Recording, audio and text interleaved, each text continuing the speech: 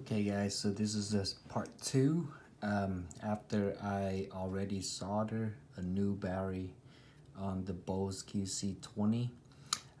Before I put it back together, I actually run a test on this unit. The unit appeared to run normally with the noise cancelling working just fine.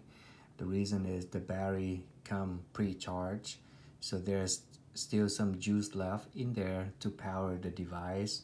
Everything run as expected. However, I run into the same issues like many other folks online have, which is the unit will not be able to charge.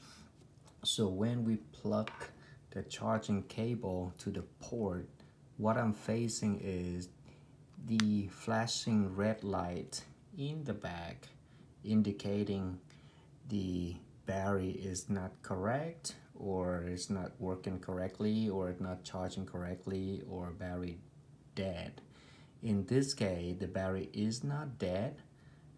It's just not compatible with the unit.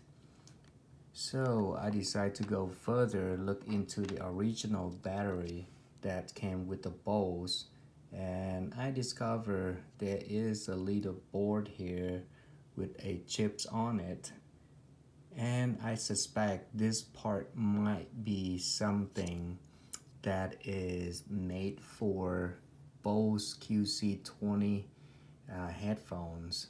So what I'm gonna do is I'm gonna take it apart and swap out this little board here from the battery, the original one, and put it into the new one to see if it works. So again, it is just my theory. I will update if it works. When we are messing with the LiPo battery, I would recommend being extremely cautious because they are known for caught on fire and whatnot. So if you guys decide to do this, that will be at your own risk, but be being extremely careful when working with this type of battery.